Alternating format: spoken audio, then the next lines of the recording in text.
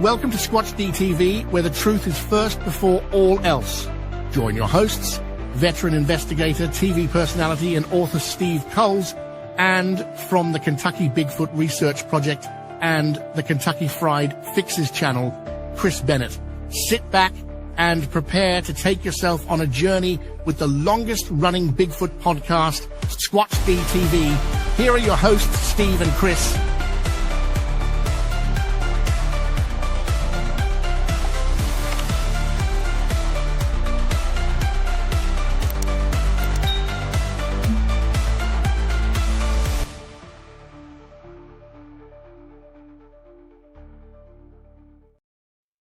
Happy Friday, everybody. It's time for Squatch-D TV for the date, August 15th, 2025. I'm your host, your guide, Squatch Steve Coles, along with my co-host, Mr. Chris Bennett. Hey, Steve, what's going on, man? We're in the middle of August. Can you believe that? Halfway through. And it seems like it's just getting started.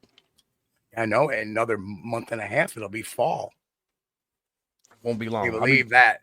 I'll, don't get me wrong. I love summer, but I'll be glad when the leaves get off the trees so we can do a little looking around here. Yeah, that's very true. Very true. Oh, what a weird night it's been. And I am not feeling well all of a sudden. Oh, no. Chris, do you want to say hi to the folks in chat? I'll be right back. Yeah, I'll do a little roll call here. Yeah, absolutely. Let's see. We'll start out. Well, we still got, looks like about 23 people has already showed up. Golly. Thanks, guys. Let's see. Here we got here. Who was first in the chat tonight? Pete H. Hello, Steve and Chris, some chat friends. How you doing, Pete? And we got Walter Kroll. Hey, Walter. I see Sharon in there. Hi, Sharon. Mitch Hartgrove is in here. Welcome. Good to see you. Let's see. Mike Stetton. Hey, Mike. Good to see you, man. Let's see. Boris Kahn. Boom shakalaka. I love that, man. And that brings back memories. It does. Ristel. Hey, Ristel. What's going on? Let's see here. Gary Johnson Sr. Good to see you, Gary. Ron the other Meldrum. Ron Meldrum. Hey, Ron. Let's see. I already said Mike Stetton. I shouldn't get lost now. Don Gumow Jr. Sasquatch Research. Welcome, Don. And I think that's it. I think, no, Minnesota Bigfoot Research Team. Hell, hey, guys. Good to see you. I wonder if could be somebody maybe named Abe, I wonder. John Swan. Hey, John. Good to see you, man. And I wonder if, let's see, I know we've got some lurkers out there, so we appreciate all the lurkers. And, I do it too. Okay, I'll go into a show and just kind of stay in the background, not feel like typing on the chat, and listen to the show while I do other things. But it's good to see you guys. Thank you so much for coming and hanging out with us. Yeah, that's you, Abe. Hey, it's good to see you, Abe. Welcome, man. It's been a while. I'm glad to see you. Hope everything's going well for you. But, Robert.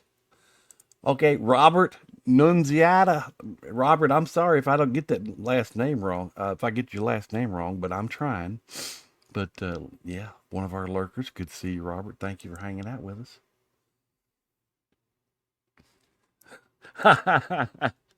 Ron, he is the other Meldrum. Okay, I got you. Good. You guys are great. But, yeah, we didn't know Steve was going to feel bad. How you doing, bud? You feel okay now? I'll be all right. I'll live. A little lightheaded or stomach bugging you? Stomach's bothering me. Oh, man. It's not the stomach bug, but so looks like we got Abe in the chat tonight too. Haven't seen Abe in a while. Yeah, Abe showed up. Good to see him. So we got a lot. Let's start off with a news update on a story we broke here back in July of this year, just less than a month ago. But our Bigfoot, our Adirondack Bigfoot body, that story seemed to start making the rounds in the news despite my press release. Right. And as you recall, there's our slide that identified, the who's behind the whole thing. Right. But in the amazing thing is that at least somebody is being a voice for the truth, and Coast to Coast wrote about it, but they also put our resounding debunking of everything by saying, while both the press release and the website play the situation completely straight with no indication that the exhibition is for entertainment purposes only, to call the audacious claim suspicious would be an understatement. To that end, shortly after the press release was issued, seasoned Sasquatch researcher Steve Coles declared the discovery was almost certainly a hoax and being perpetrated and performed by a performance artist with a history of such stunts. And his assessment was echoed by Matt Moneymaker. As we said in the last the show we did about this, that he was that same performance artist was bothering the BFRO quite a bit 10 years ago. Yeah, I'm surprised at he's still gonna. Could you put the first slide back up there where he says, what was it? Okay. In a groundbreaking discovery, a team led by Bigfoot expert Charles Snake Stewart, no relation to Snake Plissken, has found a Bigfoot specimen in the Adirondack Mountains, and he wants you to be the judge of fiction and fact. Yeah. It's going to cost you your money. You got to pay to give us your opinion. Yeah, 9 shekels. 9 shekels. Oh my God. Yeah. So at least thanks to Tim Benall. Tim Benall, great guy. Yes, writes absolutely. the blogs for Coast to Coast. Always Good tries stuff. to call it straight. So good stuff, Tim. Well done. Done a better job at journalism than the reporter on the right. Better job than the actual journalist, the so-called journalists. Well, he's going to make a few bucks, and of course, he's going to aggravate a few people because everybody that pays to see it is going to be like, "Daggone it, man! I can't believe I paid money to see a Sasquatch suit with leaves on it."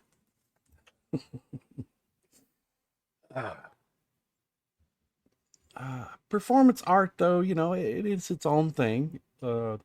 I saw, and there's a photo of a giant skeleton that still makes the rounds on the internet.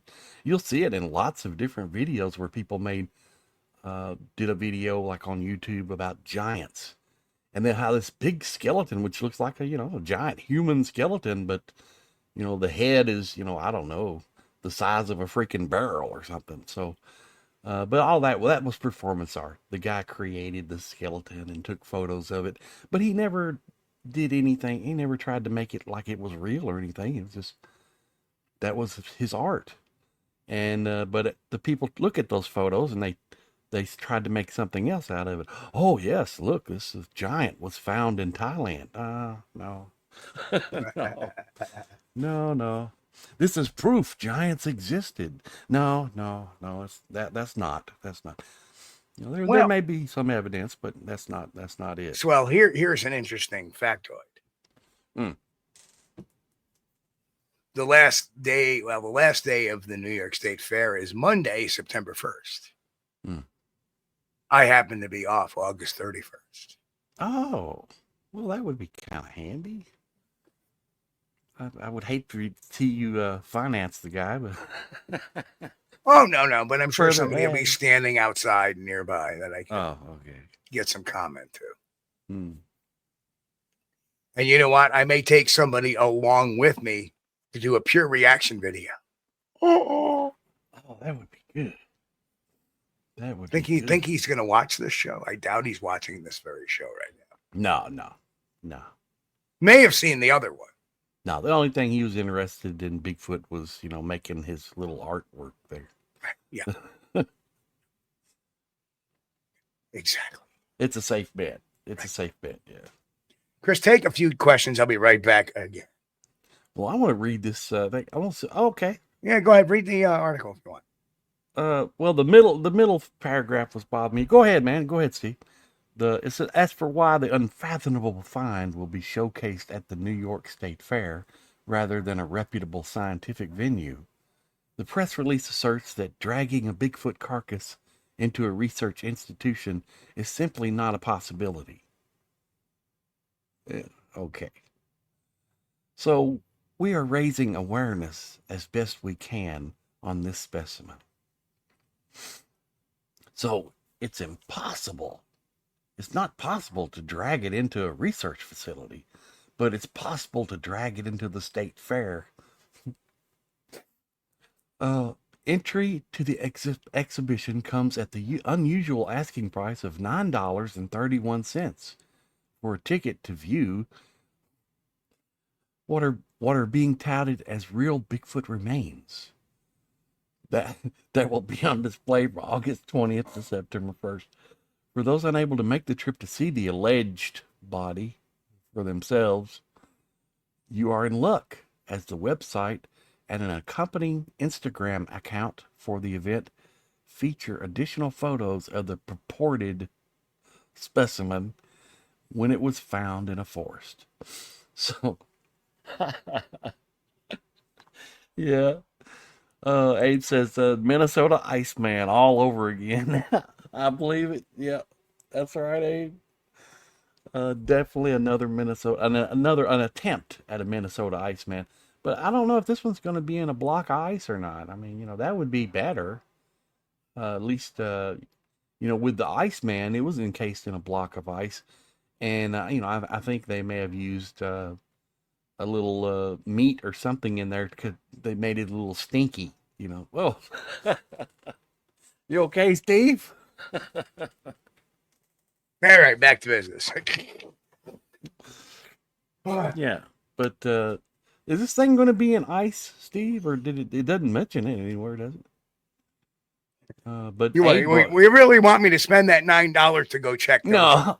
Well, Abe said he brought up a good point. He said the Minnesota Iceman all over again, and I think that's what this guy's shooting for. But I pointed out that, hey, at least the Iceman, it was in ice, and they did something to make the water kind of stinky. So when you walk in there, it's like, ugh, something's dead, and it'd be nice if he went to that extra length of time. But boy, I can imagine how much trouble it would be to freeze a big block of ice with a Bigfoot in it. I do. Yeah. Well, what's his face? Yeah, the freezer guy. Found that out. Oh my God. Yeah. Oh, I get the smokes from the Reds now, so it's.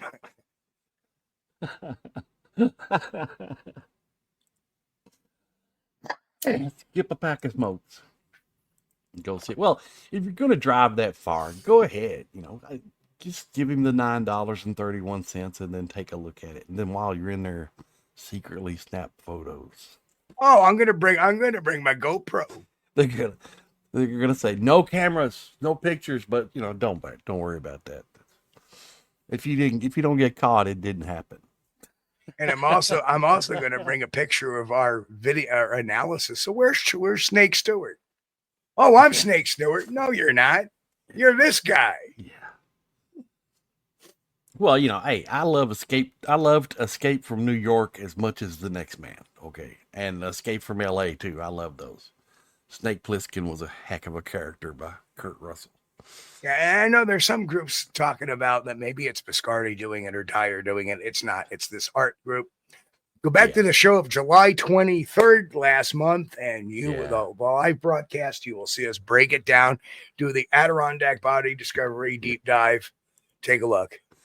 Yeah. That's right, Abe. That last one had pig intestines and everything else, and possums. I don't think this is going to be as biological, to tell you the truth. No. He's not going to go to that much trouble, I'm sure.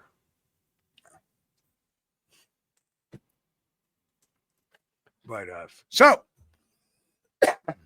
now that we've gotten past our 15-minute mark,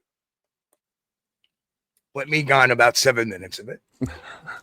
That's all right, man. I have a good time talking to the guys over in the chat. But let's get into our topic tonight, which is Bigfoot, Baudrillard, and the Woo. And so first, Jean Baudrillard is a man behind a concept called what is it? Pure yeah. All right, we're simulacrum. Simulacrum. Yeah. I'm sorry. Yeah. Sorry, I've been running around for the last 15 minutes. Got me really off my train wreck of thought. But he was the theorist, and he passed away back in 2007. But Baudrillard described the 4 stages of representation: reflecting reality, signs that show something real; distorting reality, signs after what's real; making the absence of reality, signs pretend to be real, but there's no reality behind them; and finally, pure simulacrum, which is the sign is its own reality now. There's no original needed.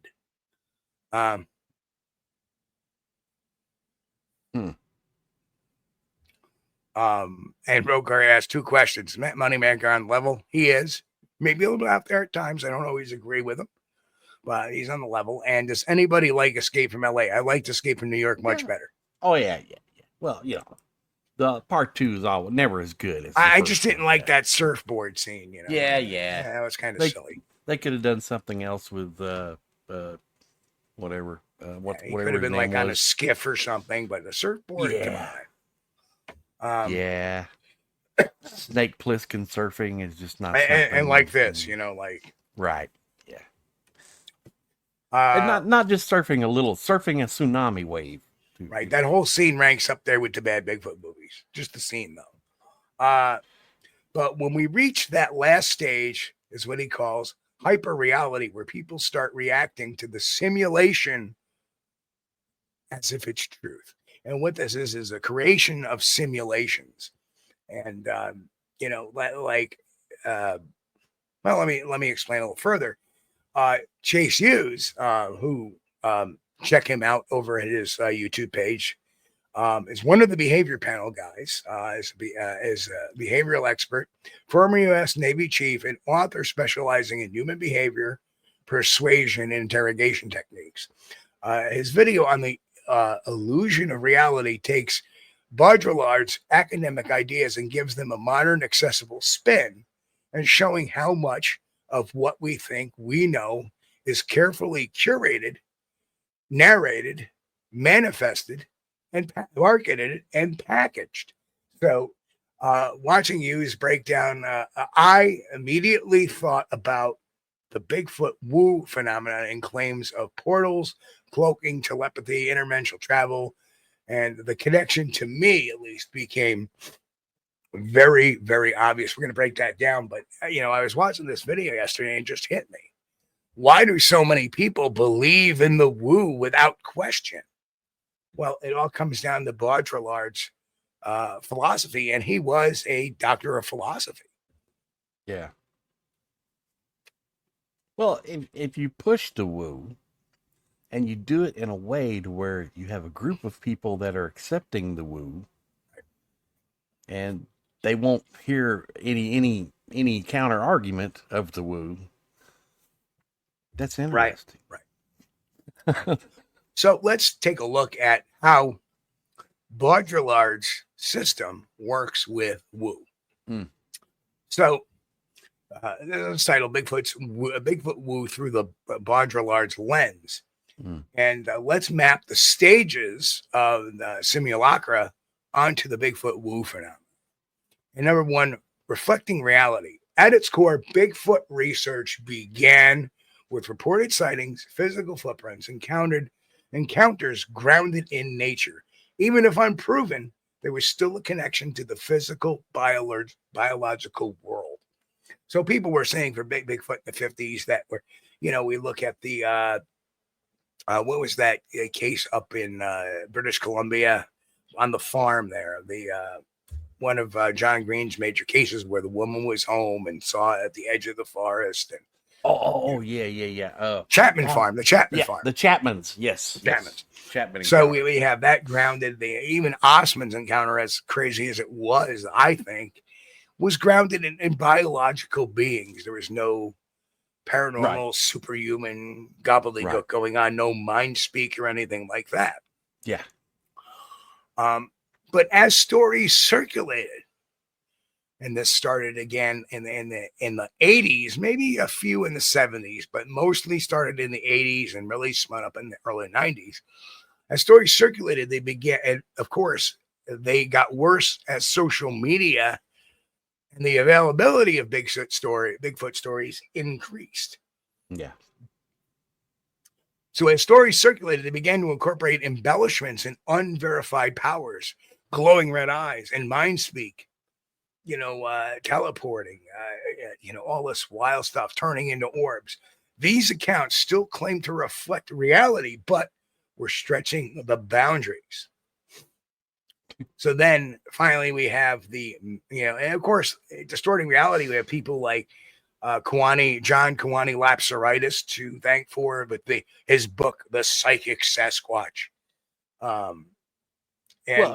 Calls them the Sasquatch people, and all this started to come up there.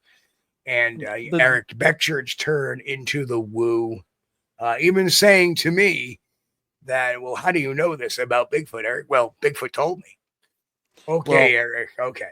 Yeah, but some of the distorted reality, though, could be an honest mistake, like the glowing eyes. Well, rather than, there's no light being emitted from their eyes, but that's there are stories that there are. Yes, there that's are what stories that they are. They turned it into, rather than an eye shine, And it may not even be a conscious thing. It may be something subconscious because they keep reading about this disturbing, this distortion of reality starts to catch on. Yeah. So it almost becomes a group hypnosis type of thing to me. Masking the absence of reality. Here's where the woo takes over. We hear elaborate tales of Bigfoot stepping through portals or vanishing into thin air, and ideas presented with confidence, but without any physical evidence to back them up. These narratives mask the fact that the supposed phenomenon has no verifiable reality behind it, when actually it does, right? It has tracks. It has real eyewitness sightings that are not stretching the reality. Right. It's one thing to speak with someone that has seen a hairy creature walking on two legs that they have never seen before and have no idea other than what other people have described that this is a Bigfoot because they've never seen it before. But then you have those people that describe something completely weird. Okay. So what do we think of that guy, Matt Johnson? Dr. Matthew Johnson had a very earthly, worldly, again, reflecting reality type of experience. And you see, this is, if you look at Dr. Matt Johnson's journey through Baudrillard's lens, right?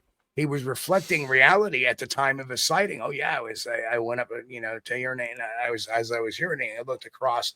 My family was in a gully or a valley walking, and on the other mountain side, or the other hillside, he could see a Bigfoot watching them.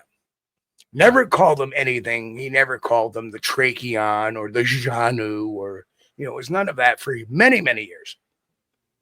But then as years went on, his stories began to get a little more embellished with unverified powers and, mind speak.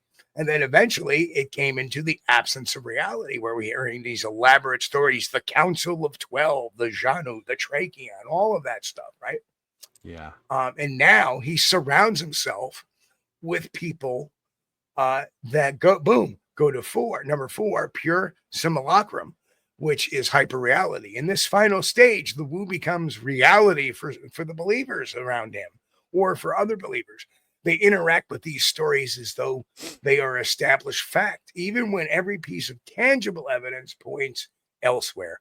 Bigfoot becomes less of a biological creature to them and more of a mythical archetype, completely detached from zoological possibility. And that would be the Council of 12. The anthropomorphization of the genre is unreal. He's giving them human-like characteristics, like creating a council. That's a human characteristic. It's not an animal trait, right? Yeah. Having natural enemies, the good guys and the bad guys. Again, anthropomorphization. That's how we deal with our entertainment. So Matt Johnson and his followers are in pure simulacrum. They live in hyperreality. They're living a simulation where reality is they have their own reality, not based in anything that's in real reality. Right. But when you look into it, though, Matt Johnson, he has a background in psychology and counseling. So he's a little bit, I think he's trying to control the narrative using that. You know what I mean? Right. And Playing for Real said, never seen the big guy. I feel I'm in nowhere to the way I defend the subject. Absolutely. We're not, believe us, we are a pro Bigfoot channel. So don't think for 1 second that we do not believe in Bigfoot. We just disbelieve a lot of the stories that have been coming out, especially when it contains the woo. And here is one way of how people get entrapped or ensconced into the woo. Is because they're living in pure, they're buying everything they're hearing, and they're living in pure simulacrum. They're buying this marketed, packaged storyline, and they're buying it hook, line, and sinker, and that becomes their reality.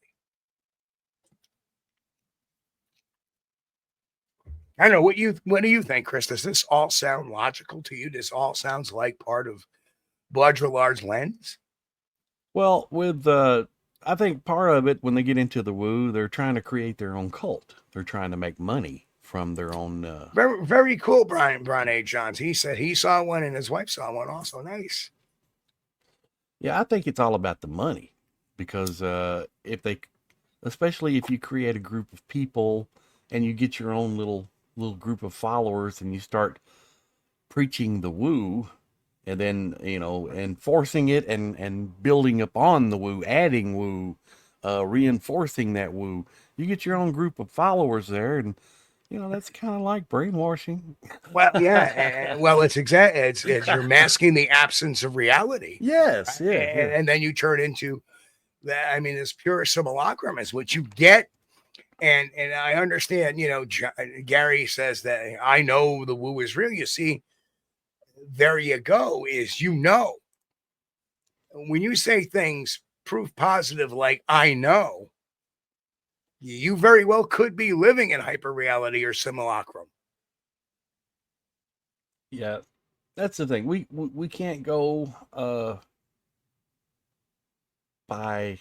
No, channel. I don't know who channel name is. The woo is not advanced physics. That's one theory. If it was advanced physics, then there would be proof that it could happen. Right? It would be a measurable thing. It would be something you can gauge, because physics is mathematics. But no, if you believe that the woo is advanced physics, then again, you're living in pure simulacrum. Because if you look at the very beginning of this mystery, go back 200 years. It was never anything woo. It was reality. It was connected to a zoological, physical, biological world. Right. But then,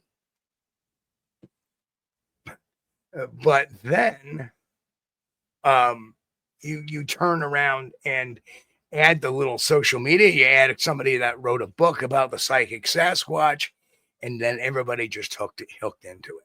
Well, if you're going to write a new book and you want it to be a hit, you need to embellish if you're creating fiction. And then you can have Bigfoot portals. You can have disappearing Bigfoot. Oh, you can have Brian invisible. H. John, that's our old buddy John Cartwright. Hello, John.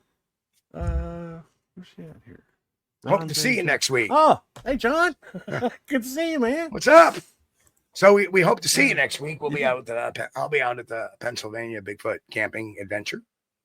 And if I don't throw my back out, it won't be the Bigfoot camping misadventure.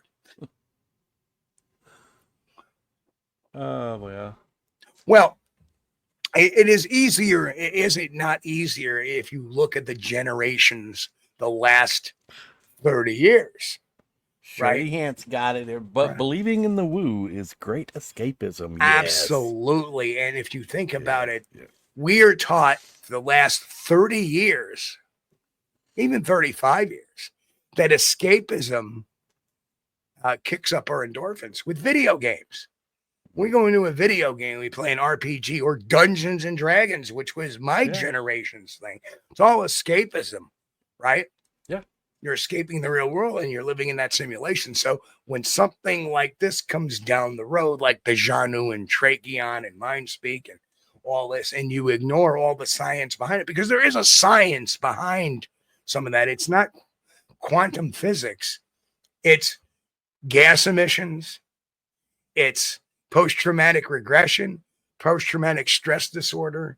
Yeah, Ron's got a good a comment here. It says, my amateur opinion is that the woo is simply a shortcut around putting in the hours doing actual research to figure out what's really going on. Woo allows one to be an expert without being one. But that's, you can be that's your own expert. That's not across the board, though. Everybody has a different reason for the woo. Well, I had this experience in the woods. I saw orbs. It's got to be Bigfoot. I saw these glyphs. It's got to be Bigfoot, right? Remember the gifting bowl video? Yeah. Right. That's what some of these people. I'm going to put food out and it disappears, and next thing you know, they spot a rock. Oh my God, it's Bigfoot. Yeah. Right. Yeah. Or they see sticks laying on the ground. Well, that looks like it says hi. It's a Bigfoot. No, it's not. Damn it. Well, to me, I think the most common explanation for adding in the woo is the achievement of the greenback. money. For some, again, everybody some has them, right. Right. Just like hoaxing, it has certain people hoax for certain reasons. Some people believe in this for whatever reason. Maybe they're a spiritual person. Oh yes, the Bigfoot, and they don't realize that how far away from science they are. Yeah. So I think that stuff is really huge. So moving on. Yeah. Well, Vester says when Les Stroud said he saw orbs in Oregon, I believe him. He's not like Standing or Dr. Johnson. And there's no doubt that orbs we're talking natural orbs, exist. I can't say a paranormal orb, but they exist in nature. Well, let me ask you another question too. Is that who's to say that the orbs are not just paranormal activity too? Well, if one believes in paranormal activity, okay, I understand that, right? But I don't discount the paranormal side of things, but I discount it when it comes to Bigfoot. Well, I know you can, if you're anywhere in the United States, and they have very good luck with them popping up in Marfa, Texas. Go check out the Marfa lights. Yep. And just so happens, there happens to be a very large natural gas storage field there. Well, we ourselves saw one in Kentucky, Chris, when we were doing our thing, and it was very quick, very fast. Well, that area has a lot of caves, a lot of gas deposits. There's a lot. There's one area on Green River, down in the river bottom. Oh, and you notice I got that on blinking tonight? That's from our good friends over there. Oh yeah, I can see that. Laser Works. Yeah. Yeah, like a pulsing. That's pretty cool. I had to do a little plug for them. So remember, you want some great laser engraving and a light like that? Van Sickle Laser Works. Check them out on Facebook. You can find them over at squatchtechnic.com. But one of the areas that have those, and they show up. They don't show up every night, but they are pretty common on Green River here in Kentucky. And that area over there, that's where Western Kentucky University purchased. Right. That's interesting. But I've been to that area and I've seen them several times, and it's pretty interesting. There'll be nothing, and then sometimes you got to wait for an hour or two. Right. But you go there and there'll be nothing, and you're like, Well, I don't see anything. If you just hopped in the truck or hopped in the car and left, you would have, left a non-believer. You'd said, "Oh, well, there's no such thing as Well, orbs." there was a day, I think it was me, Eric Altman, and Jay Pachoch, and we were all watching this orb float Right. on up, right? But where were we? We're right near a natural gas line. Yeah, but the thing Again, is, though, gas orbs, it all makes sense. yeah. You're in mining country, you're in cave country where we were, right? But believe me, Steve, you've not seen nothing compared to the real deal of Sure. these things Marfa, floating around, and they're comparable to what's in Marfa, Texas. right. It's so cool because you can watch them go up a tree, go up the side of a tree, and then when they get up there to a certain point, if they hit a limb or something, a lot of times they'll just pop, Right. just like you stuck a bubble with a needle. Because that's all it is, really, is a bubble. It's a bubble, exactly. So why does this matter? And this is my kind of summation here on this whole thing, because the danger is that once simulation becomes the truth, simulacra, official thinking and scientific investigation take a back seat. We're no longer chasing evidence. We're chasing narratives. And in some circles, challenging those narratives isn't just unwelcome. Instead, it's treated like heresy. This is exactly what Baudrillard warned about. When representation becomes more important than reality, it becomes impossible to tell the difference, and people stop trying. Well, damn it, I'm not stopping trying. That's why every week we try to get the word out of the truth out there. And if you read the psychology of Bigfoot, you will see all the scientific reasons why some things happen. We're not saying that people necessarily are lying about their experiences, but there are natural psychological factors that occur under stress, and some conditions under physical conditions that are natural earth conditions, or in even the far extreme, maybe even a paranormal type of event rather than a Bigfoot event. Right. People ask me about Dogman all the time. I do not believe Dogman is a biological creature. I tend to believe that if it's real and if it exists, it is a paranormal manifestation. It has nothing to do with Bigfoot, nothing to do with the real physical world. That's my thought on it. If it exists, like I said, that's a big if, right? It could also be a misidentified bear. Absolutely. But bears don't have those funny dog-like pine legs. Yeah, that's true. So it's, I'm not going to necessarily poo-poo it all. Let's keep an open mind, but we're not going to throw away the science book. I've yet to see one. I have yet to see one too. Hey, although I looked up my family tree and I found 2 dogs using it. If that day comes, maybe we'll talk about it. But until I see one, I'm from Missouri. Show me. Right. And as people know, I am very well versed in the paranormal side of things. Running a paranormal team for a number of years. Right.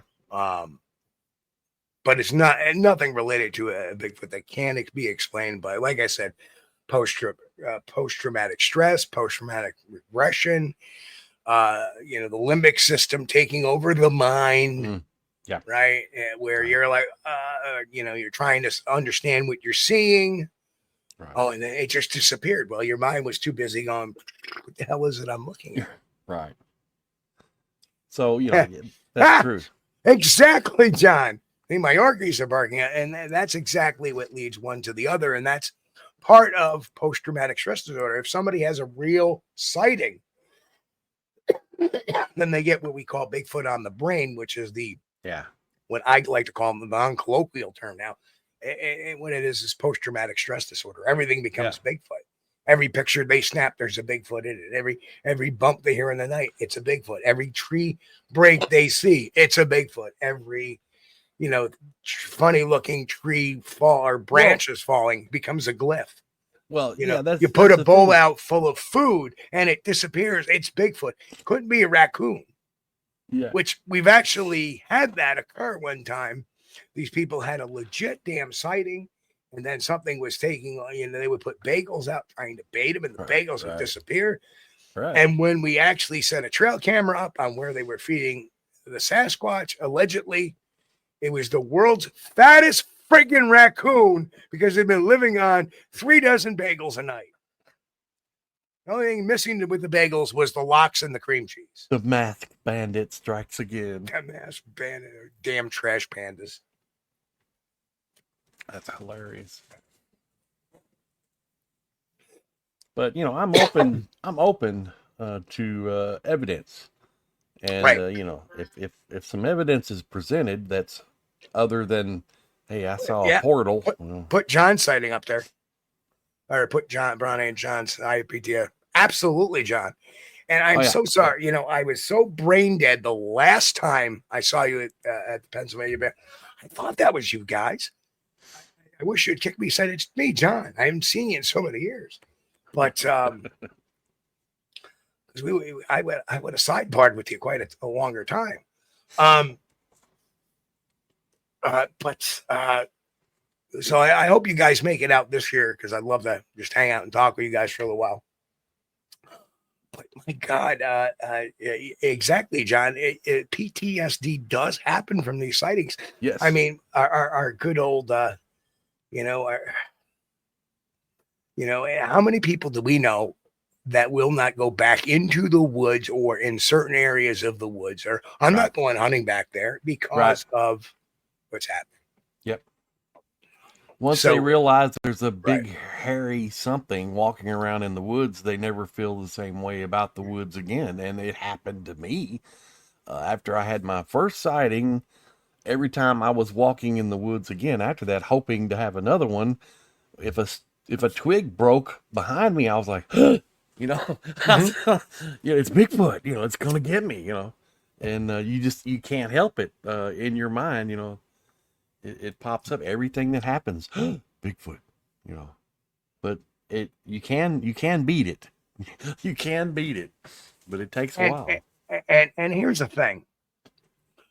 When you hear me talk about PTSD, okay, I have a frame of reference I'm talking about, because I too am a survivor of PTSD. And let me give you my PTSD story, because it cost me my marriage way back when. Cost me to lose everything I had, where I was living, my kids, my home, everything. And what it became with a very tragic fire story on a Mother's Day. And the mother was at the boyfriend's house and left a 12-year-old in charge, who left a candle burning on the table, which caught the drape on fire. And by 4:00 in the morning, the place was a raging inferno. The 12-year-old dived out the window, the second-story window, broke her leg. But the other three, the 6-year-old, the 3-year-old, and the 18-month-old, never made it out alive. Well, they made it out, but they weren't alive. And we worked those kids, and unfortunately, they were too far gone. That's what caused my PTSD, because at the time, my kids were all waist high. Yeah. And it made it very difficult to be around them during that time. That's why I spent a lot of time at the firehouse or at the ambulance garage, or, and, what it did to my temper was horrendous. And even my ex-wife today said, you were, and she goes, you were never the same after that. Never the same. Well, kind of shirk most of that off nowadays. Right. Still have some remnants of anger sometimes because of that. But, I can get feisty at times. And now that's part of the PTSD process. Luckily, I was not ever thinking of any of those bad thoughts where, we talk about the 22 when it comes to armed forces and stuff like that. I can't say that word because they'll demonetize us. Right. So I know something about PTSD, right? And then I became an interrogator and interviewer and learned all the psychology and all the stuff behind it. And then it took many years later to go, oh, duh, I had PTSD from that whole incident. Right. Yeah. You realized it after the fact, right? So, what I would suggest to anybody that has PTSD, and I'm sorry to hear that, Roker. Yeah. Don't. There are support groups for PTSD, no matter what it is. You just go and say, I have PTSD. You don't have to tell what caused your PTSD. Right. For Mick, you know, Mick's not here tonight, I noticed. I haven't seen him in here. Right. Like we know, you know, Mick has PTSD. Okay. Yeah. Well, no, he's let's call the sheriffs on him. We know Mick has PTSD because he walked in on his ex-mother-in-law in the shower. Anyway, that'll do it. That'll do it. He was afraid of the dark. Now he's afraid of the light. Simple as that. But anyway, I think, you know, if you've had a now, you know, we're going to get crap from Mick when he watches the Yes. Oh, it'll be welcome. Yes. If you've had a Bigfoot encounter and it messed you up, I mean, you may not even realize that, you know, you're experiencing PTSD, but it happens. And I think one of the great things to do, instead of keeping that hidden from the world, because I know you've seen something that shouldn't exist.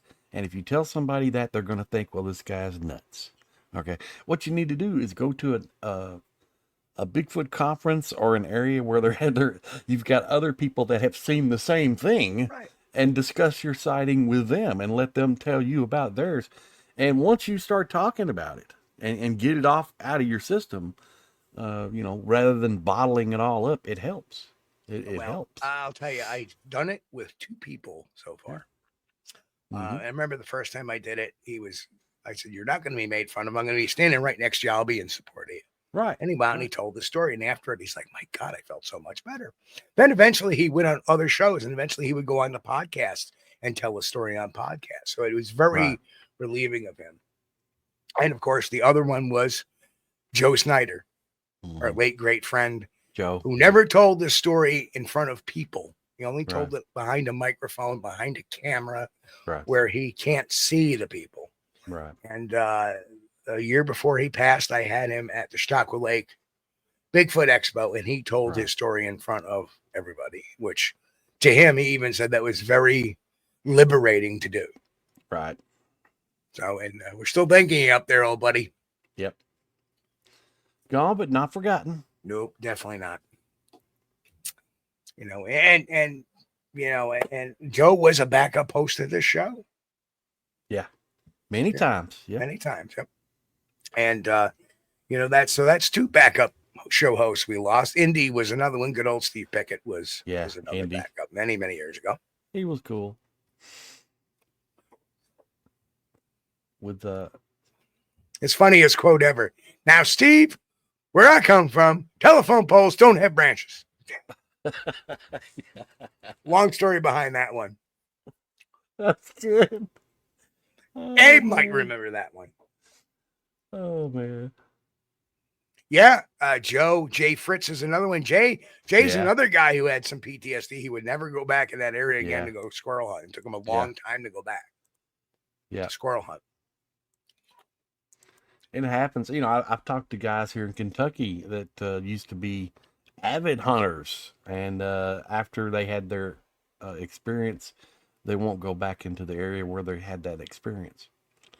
And you know, I can see it. It's kind of traumatizing. You know, it is. Because and John, that is complete bullshit. I know that. You know that. I'm in your corner, brother, for that one. I mean, that's freaking horrible.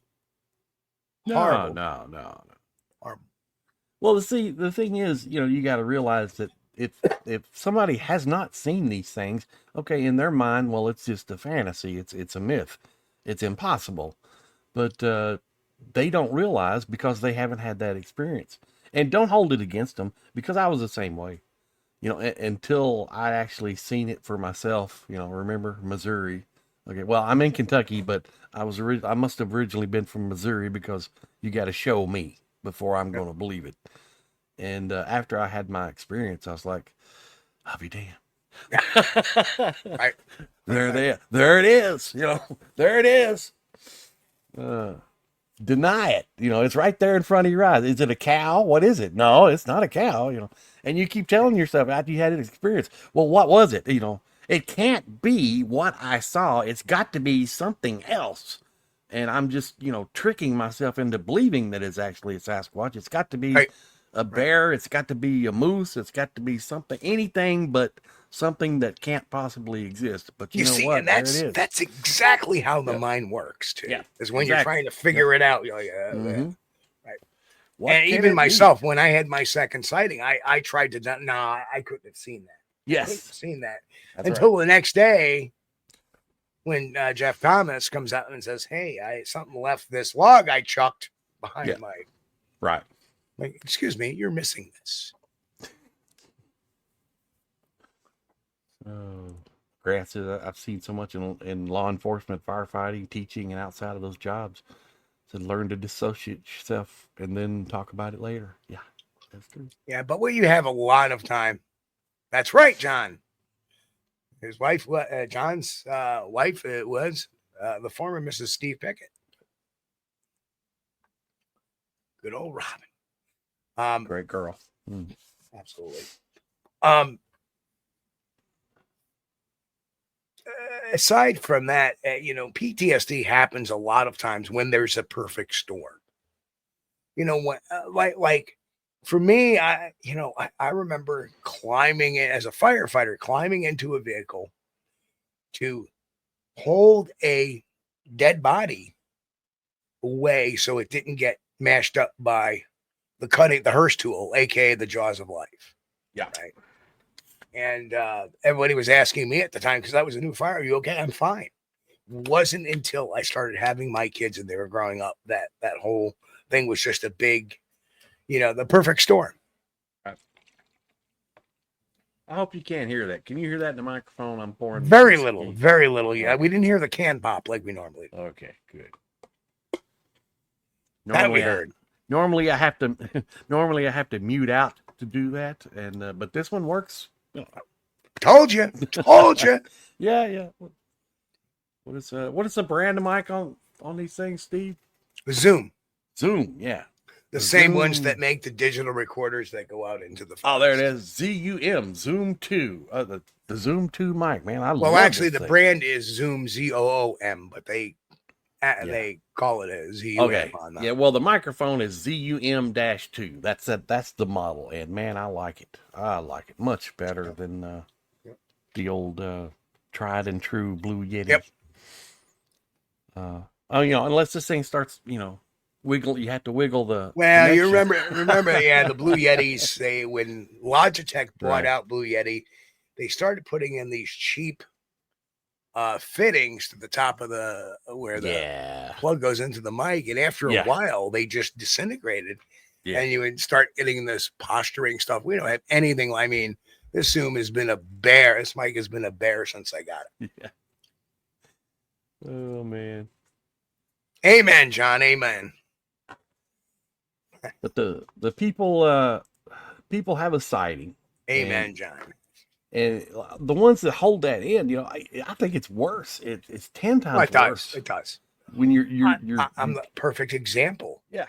Right. I couldn't go home and talk about that stuff because I didn't want to upset the ex. I didn't want to upset anybody around me. So I relayed. That's why I hung out at the firehouse, because I could talk about that. Why I hung around the ambulance car, I could talk about that. Yeah. Right. And it's the same thing for Bigfoot people. But what I did not realize is that you could go in to a PTSD support group, no matter what the problem is, and they will embrace you no matter what it is. Yeah.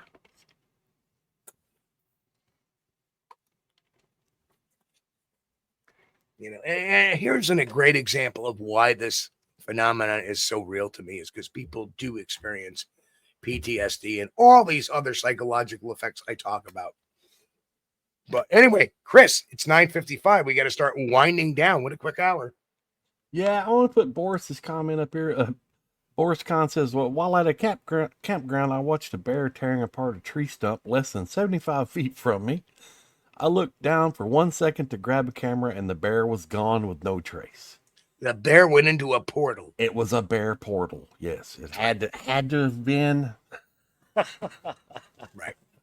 But that's a very good example, Boris. Well, of what can happen. I always talk about, I had one woman come up to me in Ohio, and she says, "Well, I think they're interdimensional.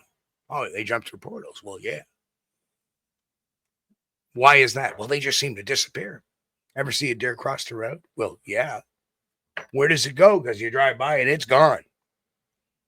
I said, Bigfoot has the same coloration, a brown or a black, most of the time, or even a reddish brown, that all the other animals of the forest blend perfectly into the greens and the reds and the oranges sometimes if it's fall.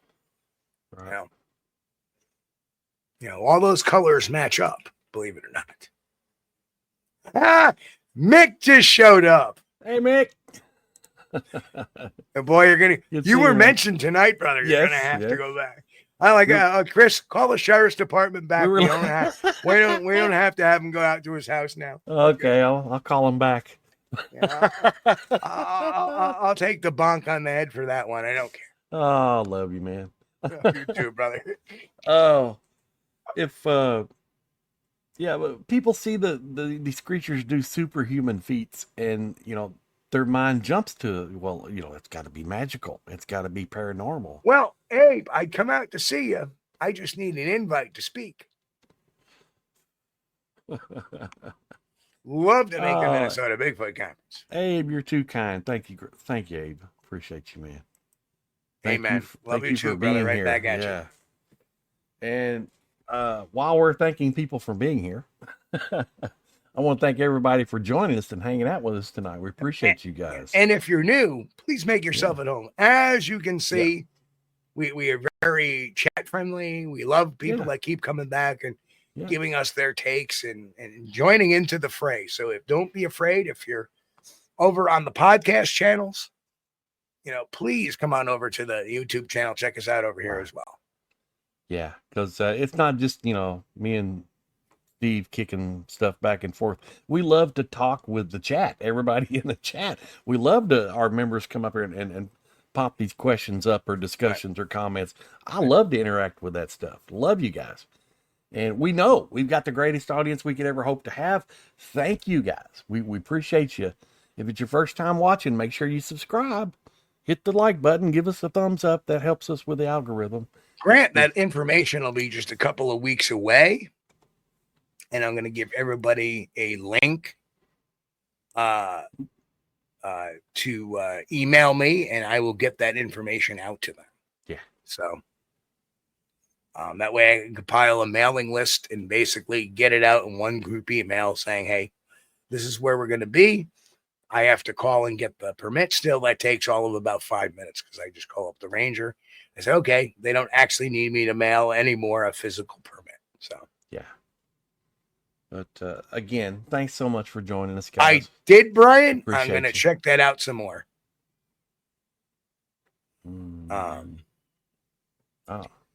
Obviously, I've been so busy, and this weekend I got to do some more uploads to the podcast side of things out over to not Anchor, but Spotify, and get those propagated all over the place again. I'm going to do a few more episodes, probably another 4 that are going to go out. I have to get the members video set for that interview I did of the woman in Ohio. Great story there. So members, be looking out there. If you're not a member, that's where I cut a lot of these interview videos. I don't put them out there for the general public. I put that out there for my members. But anyway, Chris, take us out. It's 10 p.m. Here we go. Again, thank you guys for joining us. Hanging out with us on Friday night. We appreciate you. Appreciate you hanging out on Wednesdays and Sundays too. First time, please subscribe. If you don't, we can't beat the YouTube algorithm. And we do this all naturally. It's all natural occurring. Oh, natural. All natural. So make sure you smash that like button. Smash it, smash it, smash it. Hit it, hit it, hit it. Don't hit it twice because it'll unlike. Hit that bell. Don't hit it twice because then it'll go. Yeah. And Steve and I both know this is only possible because of you guys. Thank you so much for joining us. And we'll see you next time. And tonight, hopefully, we won't screw up the ending like we did the other night. And we shall party on. So anyway, just to give everybody a program update, we'll be doing a show Sunday, and we'll be doing a show next Wednesday. Then I will be off to the great Pennsylvania Bigfoot Camping Adventure 2025. And we will not be doing a show that Friday and Sunday. We're only missing a couple of shows for that one, and we'll be back the following Wednesday after that. So that's the schedule. So we still got a couple more shows in the tank here live, and before we head off to Pennsylvania. So, folks, on behalf of me and everybody else, have a great night. We'll see you in a couple of days on Sunday night, 9 p.m. Eastern, right here on youtube.com/@Squatch-D TV. Love you guys. We'll see you all Sunday night. And it didn't work again. I'm pushing a button. What's going on here? Boom, boom, boom, boom. Man, what the heck happened? Now comes the part where we throw our heads back and laugh. Ready? Ready! We thank you for being here with us on Squatch-D TV. If you haven't taken the time yet, please hit that like button and subscribe to the channel. And oh yes, hit that notification bell too. We don't want you to miss anything. If you really like our content, you should consider becoming a member, and it's really inexpensive and a great way to support not only the show, but honest Bigfoot research. Everyone have a great week. Be safe and God bless. We will see you all here next time on Squatch-D TV. Keep on squatching.